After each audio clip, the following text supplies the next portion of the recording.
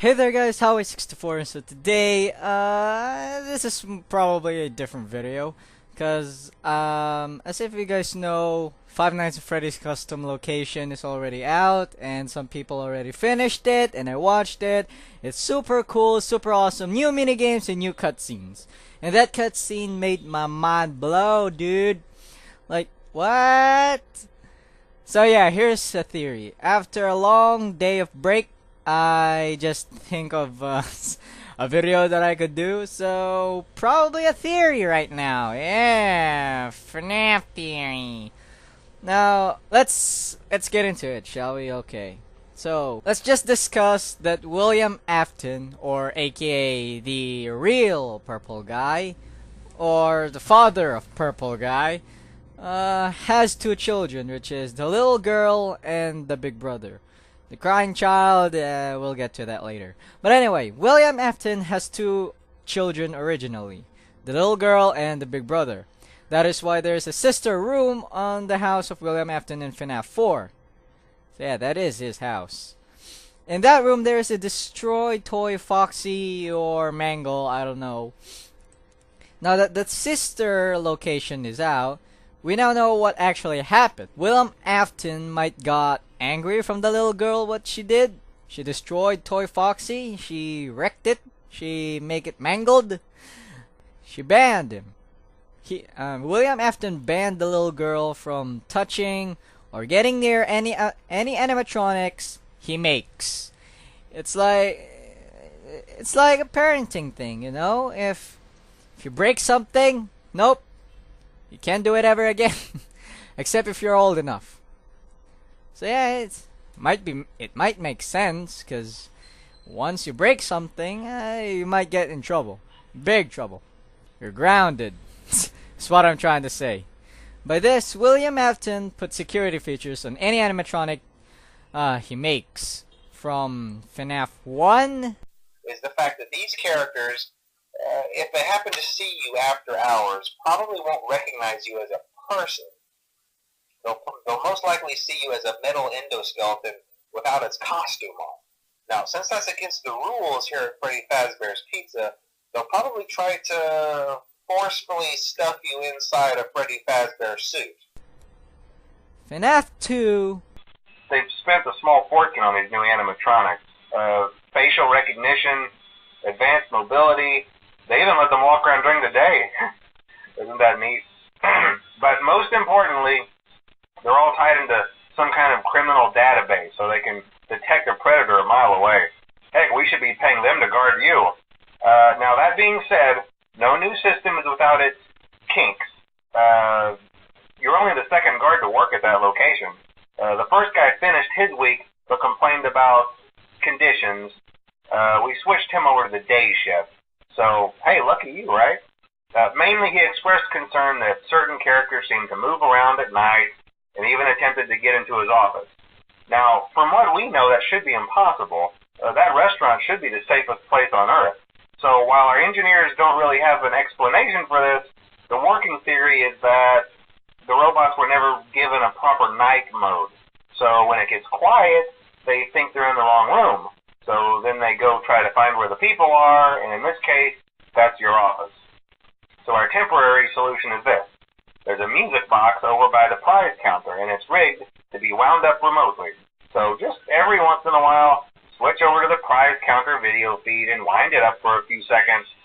It doesn't seem to affect all of the animatronics, but it does affect one of them.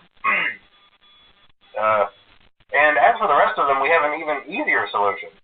You see, there may be a minor glitch in the system, something about robots seeing you as an endoskeleton without its costume on and wanting to stuff you into a suit. So hey, we've given you an empty Freddy Fazbear head. Problem solved. You can put it on any time and leave it on for as long as you want. Eventually anything that wandered in will wander back out. Something else worth mentioning is kind of the quirky modern design of the building. You may have noticed there are no doors for you to close. But hey, you have lights, and even though your flashlight can run out of power, the building cannot. So don't worry about the place going dark. Well, I think that's it. You should be golden. Check the lights, put on the Freddy head if you need to. Keep the music box wound up. Piece of cake. Have a good night, and I'll talk to you tomorrow. And FNaF 3. Management has also been made aware that the Spring Bonnie animatronic has been noticeably moved and would like to remind employees that this costume is not safe to wear under any circumstances. Thank you, and remember to smile. You are the face of Freddy Fazbear's Pizza.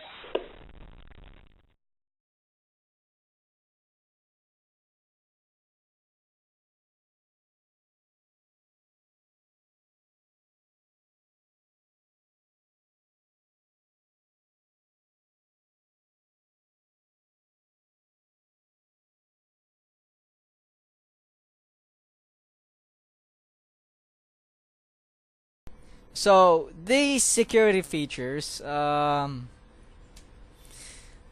be a little bit dangerous from anyone to get near them, especially for the ones that roams around in the day. So that I don't know. Here's why. So the little girl disobeyed his father, or William Afton, and she went to baby. She got killed by William Afton's complete regret his decision from making security features on the animatronics. So he probably regret it. He doesn't like to put any more security features in this animatronics because it is a bad idea. Why?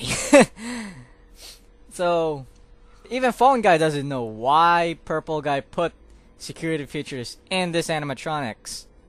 William Afton adopted a brand new child, which is the crying child. Especially if you're just adopted, he's your new dad. He creates scary animatronics with your big brother always bullies you. By bullies I mean scaring, not crossing the line over there. It's just scaring the little crying kid. That's all he does. He doesn't do killing and stuff. He's not that psychotic. So whenever Mr. Afton is away, the big brother is bullying him, scaring the crying child using the animatronic head thingy, which is Foxy's head. So I just want to say, big fan of MatPat from Game Theory. It's super awesome. So Sidekick Fredbear is a surveillance camera. Now that actually makes sense because from Sister Location's camera thingies, this camera Easter egg inside. It's super cool, I should say. So that William Afton can just watch this brand new child 24/7 without even worrying. It's alright if you're scaring the kid, because you know, it's just scaring, nothing's gonna get into that. Until the big brother got influenced by his friends. It's a bad influence. He's only trying to scare the kid, not going too that far. But when his friends influences him to put into Fredbear's mouth, he and his friends immediately regrets its actions. We'll see William Afton in a back room teaching new employees how to work this this spring lock suits that he made so that they don't get killed by it. So yep, that's how he does. He teaches these new employees how to do this shit. So by this, William Afton didn't adopt another child, but instead promised its adopted son and the daughter, the little girl, that he will put them back together again. By him, he meant the big brother. Like, who did these things? It's Michael. A few years went by since the accident happens in Fredbear's Entertainment, which is, you know, Freddy and Springtrap. And probably the big brother is old now, like 21 or 25 to live by himself. So William Afton ordered his last son, the big brother, to put them back together because he's old, he can't do it now, he's crinkly, he's So Michael lived by himself, pretty near at the sister location, where baby is in it. So where they cannot be in a permanent pizzeria like Freddy, Bonnie, Chica, or Foxy, because she is very dangerous. She got killed. Kill the girl. Because she is only available for renting, not for permanent temporary things. What am I talking about? She's only available for renting, not for an actual pizzeria entertainment. Michael found this location, do what the computer do, and got scooped. So, but he did it. He actually did it. He set them free. By free, I mean destroying every single animatronic except for one, which is Ennard, who got scrambled and turned into a one hideous animatronic thingamajiggers. So, he freed the animatronics by putting them into the scooping room and scooped out everything and then destroying the animatronics, never going to be used again because it's a death machine, man. It can kill kids, even adults. So Ennard got free and roam around a bit, and then got puked out by Michael. You know, in the minigame, got puked, get into the sewers. But we heard Baby's voice, where she said, "You'll not die," over and over again. "You'll not die. You'll not die. Die, die, die. You'll not die." Okay, we get it. We're not gonna die. Then Michael come back to life like he just resurrected. And stand up by his own feet. Like nothing happens. Because Michael has unfinished business. He needs to free the other children that got not only the crying child, but also random children that the animatronics killed. So, Purple Guy, or William Afton, or Michael, whoever it was, didn't actually kill these children. It is the animatronics. It's their doing. It's FNaF 1 already give us a hint. Like, they always think that they're in endoskeleton without an animatronic suit. So that's why they probably got killed. Probably, because this is just a theory. It's what I think. It's what I thought. Michael went to the FNaF 2 location, which is the Freddy Fazbear's Pizza, the big one, which has the withered ones, the toy ones, mangled, marionette, and all that. So, and he done it. He saved them. They're free now. By that, by destroying Freddy. At first, we thought that we played as Freddy in the game. We all thought that, oh, this is cool. I can play as Freddy. I can save all these children that got killed by the Purple Guy. And then Purple Guy came and then he destroyed us. And it's spelled out SAVETHEM, which is save them. But you can't. Because you're an animatronic robot. You can't save people. Michael did. He did it. He saved them. By destroying you and the others. So after doing that, the only place left is the FNaF 1 location, which is the original Freddy Fazbear's Pizza. Michael destroyed the animatronics. He freed the children. He destroyed them from Golden Freddy. Wait, Michael didn't destroy Golden Freddy. He actually did. He got like 5 ghost children's in that location. So probably Golden Freddy is one of them. So yes, he did it. He destroyed Foxy, Bonnie, Chica, Freddy, and Golden Freddy. Now, these children's,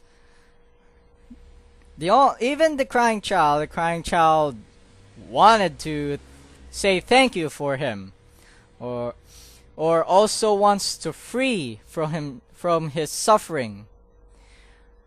The ghost children wanted to free Michael because he's been suffering all this time, just by scars, by Ennard from scooping his guts out, practically living, has a living heart that's still pumping blood since shit, has a working brains. So yeah, he's been suffering a long time now.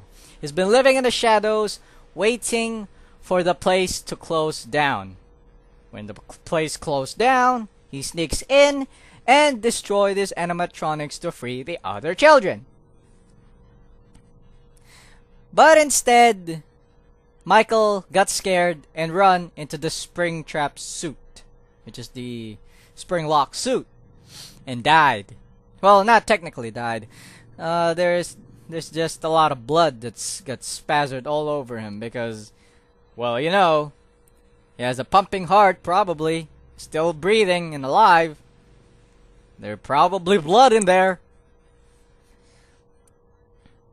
So, but what am I talking about? I'm not a doctor. Anyway, that's how it ends, by the burning the establishment of Fazbear's Fright and surviving the fire. So, he survives after hiding from every shadows. He escaped now, and his only mission is to find his dead father, William Afton.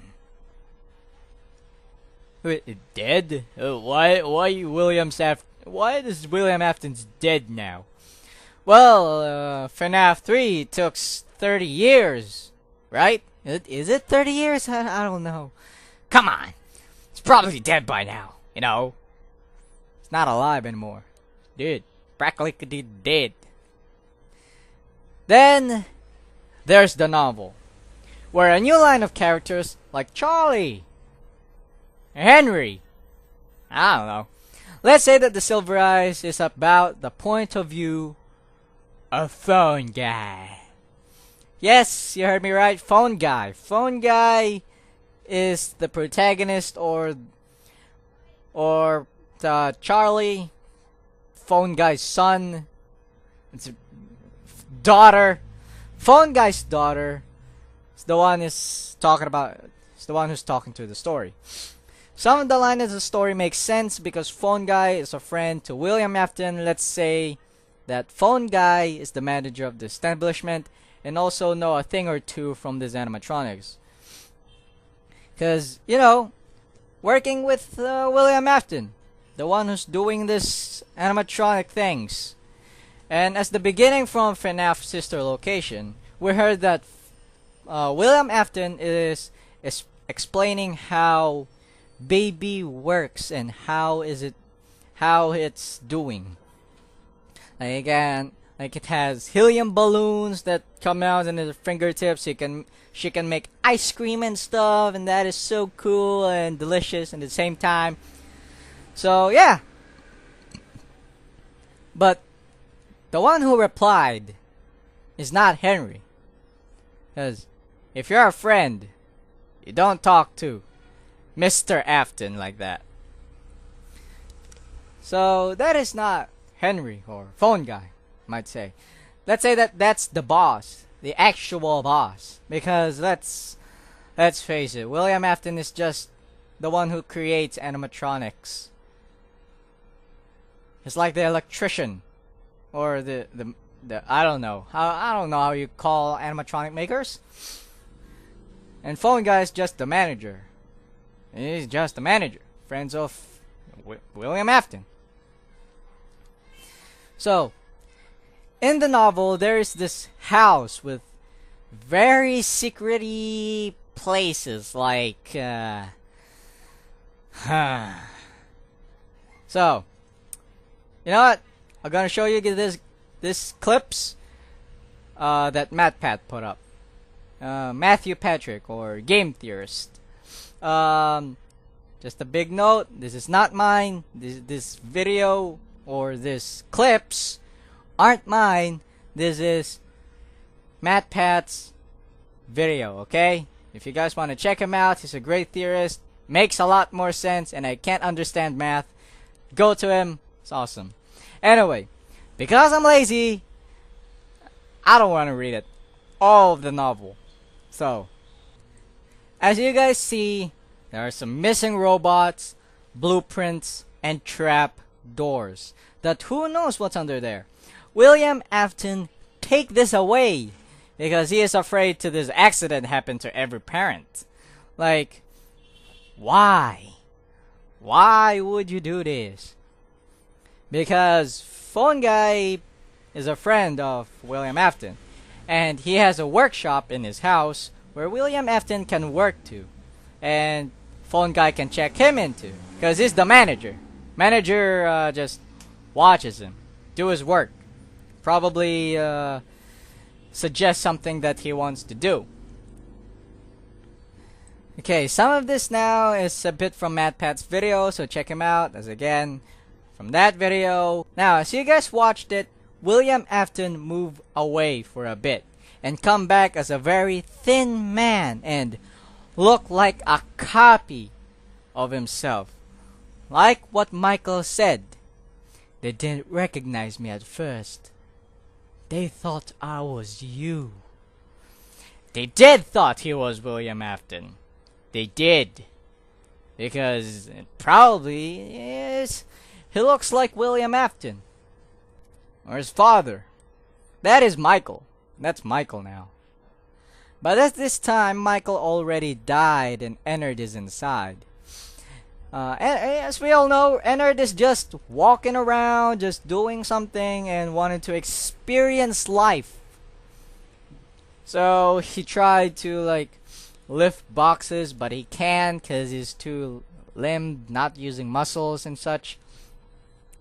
But when Ennard got out on Michael's insides, Michael hide in the shadows and wait until everything is clear and destroy these animatronics his father makes. Now you might be thinking that, how about that guy from FNaF World? Table guy. And that guy who's in the table who says that it's too late. Then Baby comes in and killed him. Oh, he's Scott Cawthon. He's the one who literally created Baby. Like, literally. Created. As it's his creation. So, that is actually Scott Cawthon. He's in that game for a long time. Then got killed by Baby. Now that, the word killed